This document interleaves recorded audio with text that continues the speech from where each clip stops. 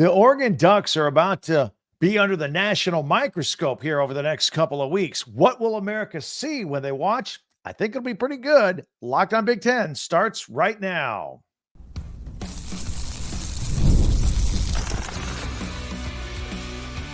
You are Locked On Big Ten, your daily podcast on the Big Ten Conference.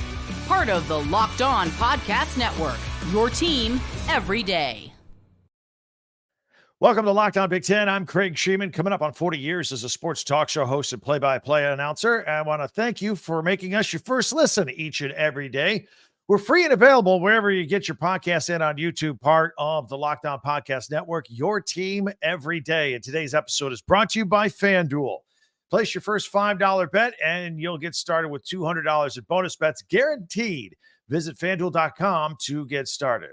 So the Oregon Ducks take center stage for the next couple of weeks. We have the latest Big Ten news and some quarterback news you'll want to hear, and our Big Ten classics and live action at the end. Get you ready for the weekend first right here. But so far, so good for the Oregon Ducks, right? They're undefeated. They're ranked in the top 10, ranked 6 actually, and now it's time for the national spotlight to focus in on them over the next couple of weeks at least. Now, due to some late West Coast games over the beginning of the season here, the eastern half of the country and the Midwest, they haven't had a lot of chance to dial in on the Ducks and see what they're all about.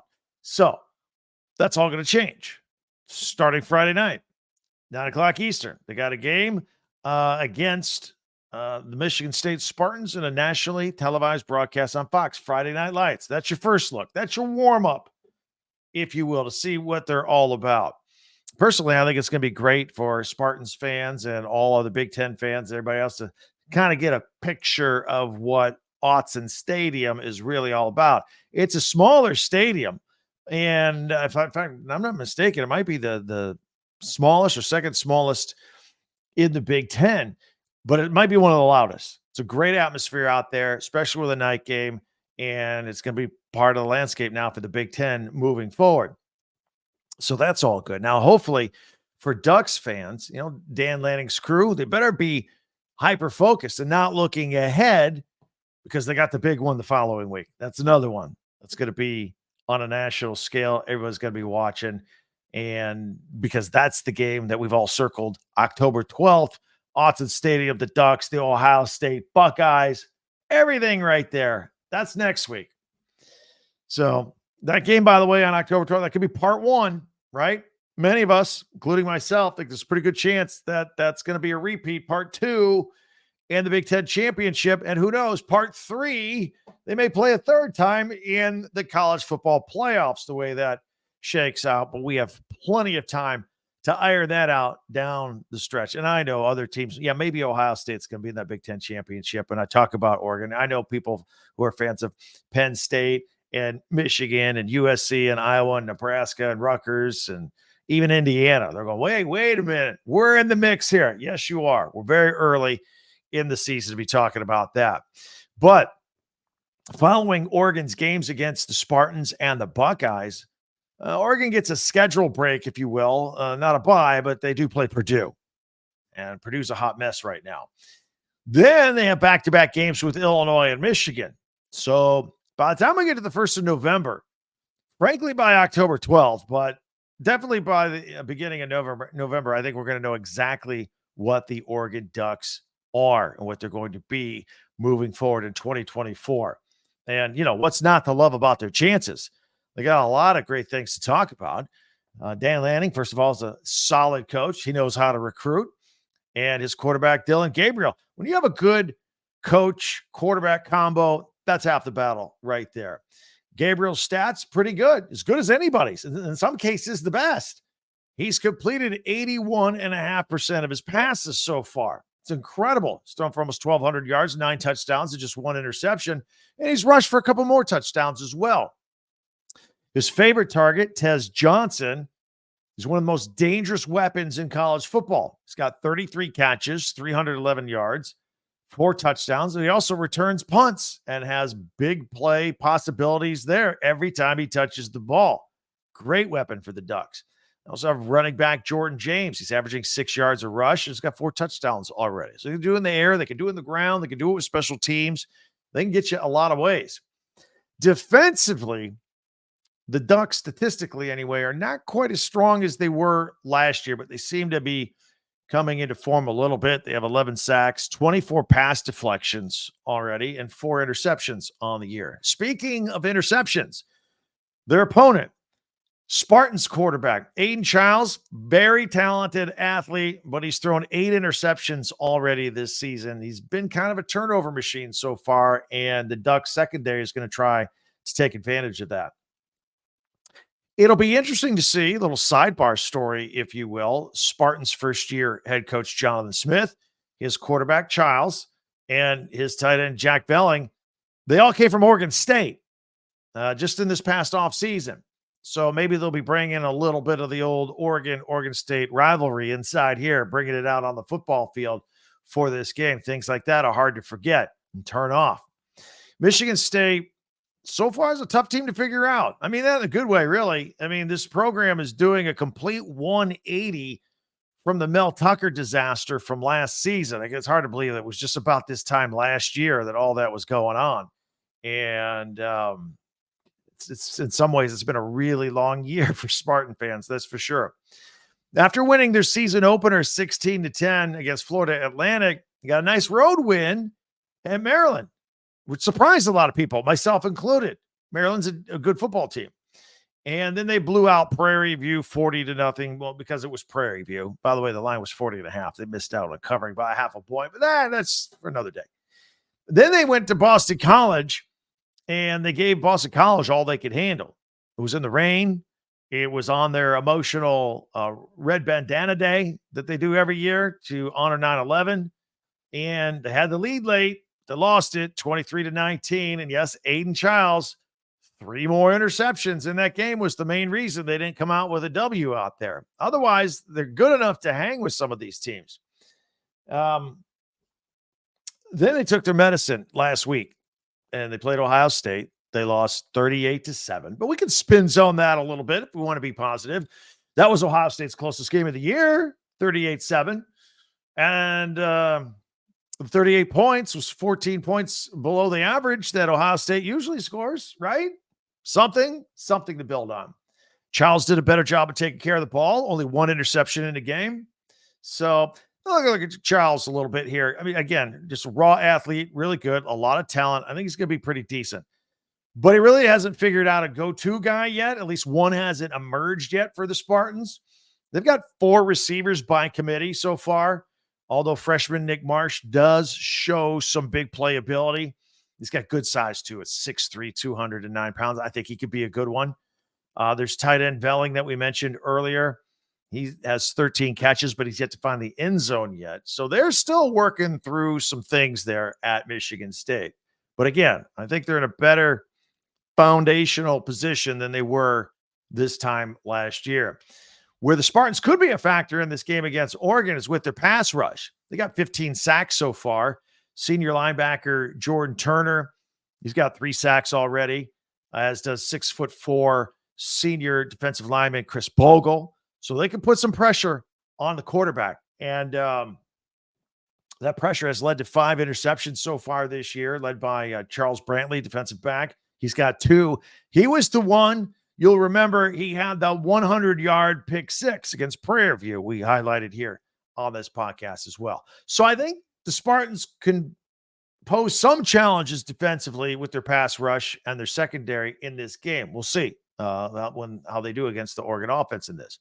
But the Spartans are a long way away from where they want to be, and the Ducks seem to have cleaned up their first couple of game problems with penalties and fumbles and sacks, and now they're getting into the meat of their schedule, and I think they're playing a lot better. So I do expect them to come out ahead. We'll take a closer look at the point spread tomorrow. We've got pigskin picks coming up on our show tomorrow. Meanwhile, if you are new and you haven't yet, I always ask, if you don't mind, could you just subscribe to this podcast? Just click the little subscribe button.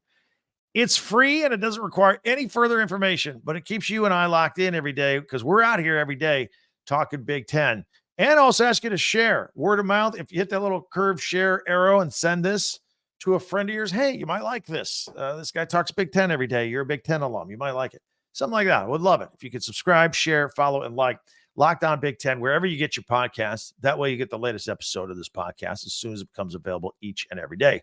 You see on the bottom, if you're on video, we got a website. It's called talkbig10.com. We put all of our podcasts there chronologically and also group them by school. Like today, we'll put this right under Oregon. It's very easy for you to find if you're a Ducks fan. While you're there, you can also buy shirts and hats and T-shirts and pennants and coffee mugs from your favorite school with your favorite school's logos all over them right there at the website next to the podcast. It's very easy. Talk Big Ten, number 10, talkbig10.com if you want to check that out.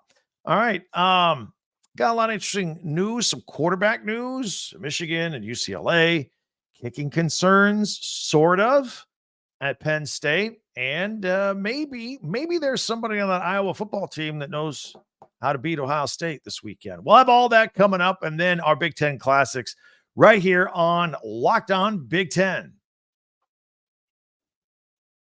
I want to tell you about FanDuel because they're fun. FanDuel makes watching games even more fun. You NFL fans out there, you can start the season with a big return on FanDuel, America's #1 sportsbook. And you get a hunch during a game, want to check something out in the middle of the game, you can check out the latest stats, view live play-by-play, right there on the same page where you had placed your bets earlier. It's very easy. So you can get started with $200 in bonus bets guaranteed when you place your first $5 bet. Visit FanDuel.com. That's FanDuel.com. And in fact, tonight we got Thursday Night Football. Bucks and Falcons. Falcons 2.5-point favorites there, but I like the over in this game. I think it's going to be a higher scoring one. Don't forget Sunday in London, really early Sunday morning. Got the Jets and the Vikings. Vikings are 3-point favorites. Those games are kind of wonky to predict over there across the pond. And don't forget tomorrow on our Pigskin Picks, we'll have the Michigan State Oregon game among all the others. All that you can find it right there at your fingertips at FanDuel, America's #1 sportsbook. FanDuel.com. Visit FanDuel.com today. I want to thank everybody for making Locked On Big Ten your first listen each and every day, especially you everydayers out there. Meanwhile, be sure to subscribe on YouTube and share and follow and like Locked On Big Ten, your team every day, and take a glance at our website, talkbig10, 10.com as well. I asked you guys last week, I said, is the Michigan quarterback situation going to be early week thing, middle week thing every week where we're announcing that Alex Orji is going to be the starting quarterback? Yeah, I guess so. Shoremore confirming, yeah, he's going to be the starter against the Washington Huskies. And look, he did improve this week from the previous week. He completed 10 of his 18 passes for 86 yards and a touchdown in the 3-point win over Minnesota. Let's get him over the 100-yard mark and start rolling from there, right? Reminder that game, it's a rematch of the national championship, Michigan and Washington. Players are different. Coaches are different. We're rooting for laundry here, but it is a rematch of the national championship. It's going to be big, and it is going to be Saturday night on the NBC Big Ten Saturday night. So we're going to pick that game and go live after it right here on Locked On Big Ten on our YouTube channel live. You know, we do this every Saturday night. We go live. Once in a while, we'll do it in the afternoon if there's a big noon or 3:30 game. But lately, we've been just following that NBC game, and it ends around 11 o'clock Eastern, 8 o'clock Pacific. As soon as that game's over, we'll go live. We'll have your comments. You'll have my comments. I'll give you my thoughts on that day, that game, and everything else that went on throughout the rest of the day. So be sure to check that out as well. By the way, we also previewed this game already. If you're only checking us out a couple days a week, maybe you missed it. It was Tuesday's podcast, Locked On Big Ten. We previewed the Huskies and Wolverines game. So if you missed it, go back and check it out. Always appreciate that if you would do that. By the way, Michigan is coming into this game as the betting underdog in that one. Yeah, Washington's favorite. Another game we have a great deal of interest in is the Rutgers-Nebraska game because in some ways the teams are have some similarities in their scrappiness and their defense, but one advantage that the Huskers have as their quarterback and freshman sensation quarterback Dylan Raiola, Rutgers head coach Greg Schiano has noticed the Huskers quarterback as he's getting ready for the game watching film. He says Raiola's command of the offense is unheard of for anybody, let alone a freshman. High praise right there. And another big game that we're looking forward to is the Iowa game traveling to Ohio State. The Hawkeyes will offer the first real defense that the Buckeyes will have to face, but that defense will have its hands full, obviously, because Ohio State's first stringers and second stringers, they just come. Ohio State's second string team is as good as anybody else's first string. They just keep coming with weapons at wide receiver, at running back. They're just deep. That's what they do. So we'll see if Kirk Ferentz can dial something up and slow him down a little bit defensively. By the way, a little fun fact for you. The Hawkeyes have the only Big Ten quarterback that's ever beaten the Buckeyes. That's right. Cade McNamara came from Michigan. In 2021, he was the starter, and he beat the Buckeyes. That winning streak that Michigan has had against the Buckeyes started with Cade McNamara, not J.J. McCarthy. Also, Iowa, another thing I want to see the very good running game in Caleb Johnson. I want to see how he does against that Ohio State defense. Maybe they can get a little ground game going, at least for a half, right? Get this thing going.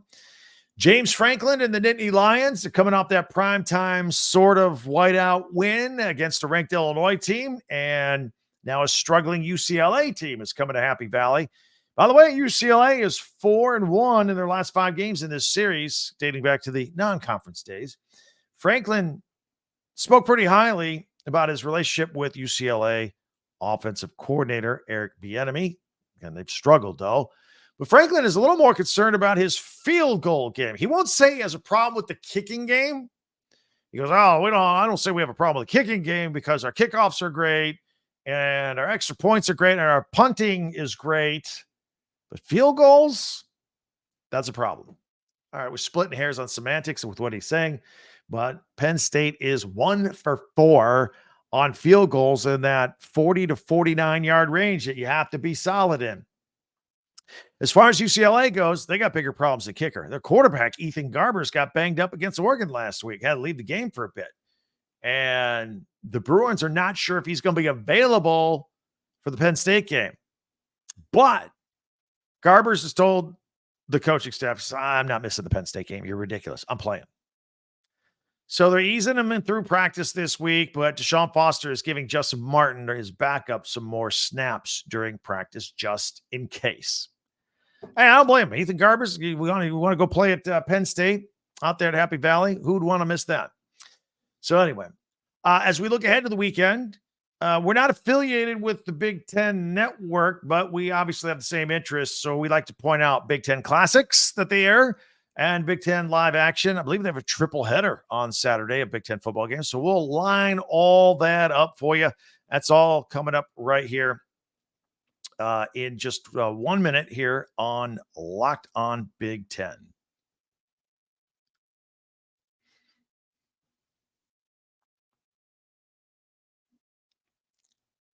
All right, as we continue here on Locked On Big Ten, let's get to it. We take a look at the Big Ten Classics and live action for this weekend.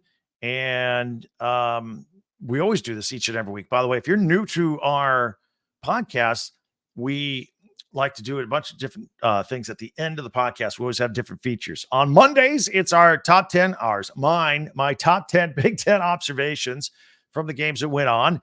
Tuesdays, we throw out Tuesday tweets. Follow us on Twitter or X at Talk Big Ten, by the way. Wednesdays, we do our power rankings for the conference, the standings as we see them. Thursdays, here, we'll do our Big Ten Classics and live action, put the broadcast schedule up there. And we don't do all of them. We just highlight what we think you would be interested in. And then Friday, we do our pigskin picks. So let's get after it. If you're on audio only, I'm going to put it on screen and we'll check it out. I'll try and describe it in detail for you with what is going on here. All right. We'll start it off on Friday, October 4th. This is 4:00 Eastern.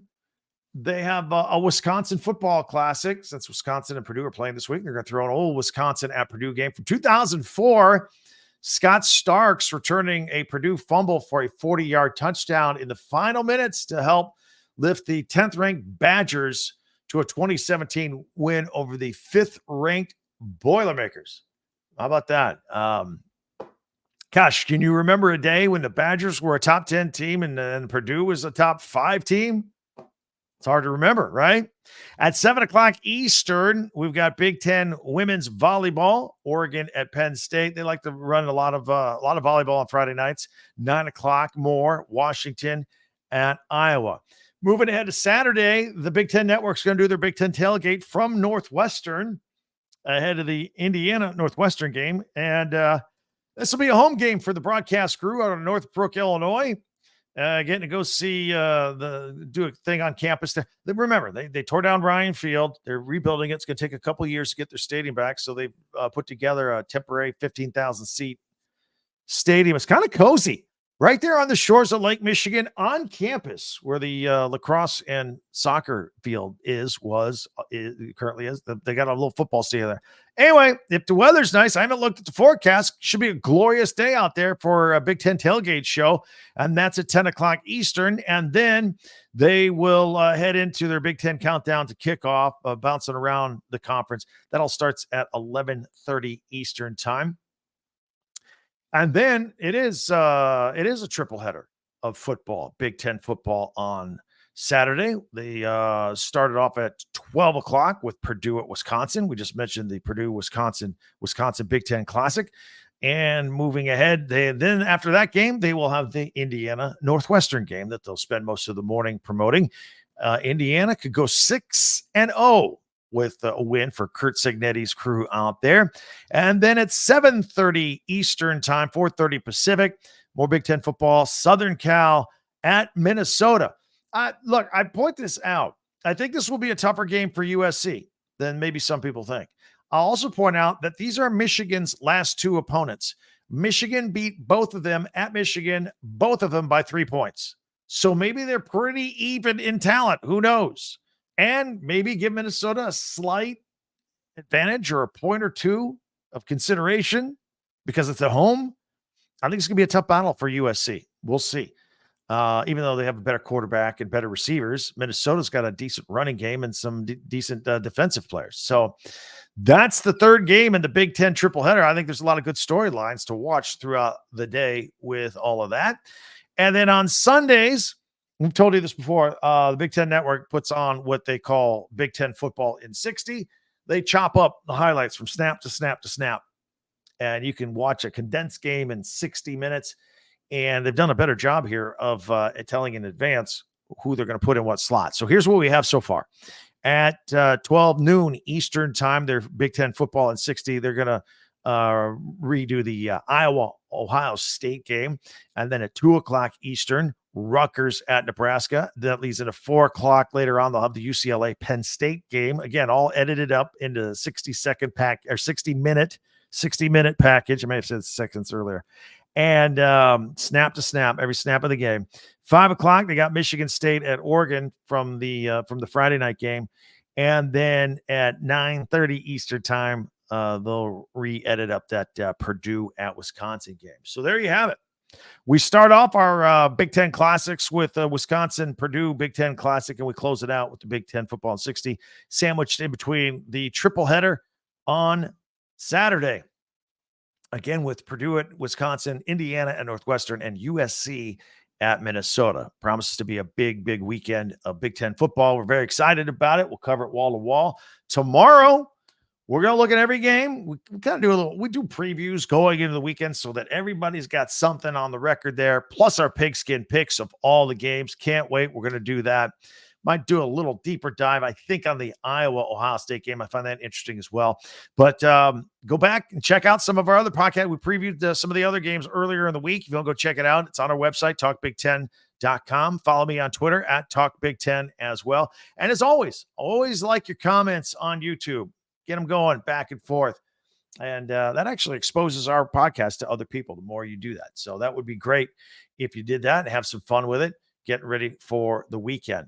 After you're done watching maybe a few more episodes of Locked On Big Ten, check out our friends for a second. Listen at Locked On College Football. They cover from coast to coast, on the field, off the field, all the stuff going on with Spencer McLaughlin. Locked On College Football is available on YouTube and wherever you get your podcast, part of the Locked On Podcast Network, your team every day. That'll do it for Thursday. We're ready for this weekend. Again, we'll preview all the games on Friday, and then Saturday night we're going live again right here on our YouTube channel. So thanks for checking us out wherever you get your podcasts. That'll do it for today. I can't wait till we talk again tomorrow. I'm Craig Schiano for Locked On Big Ten. See you next time.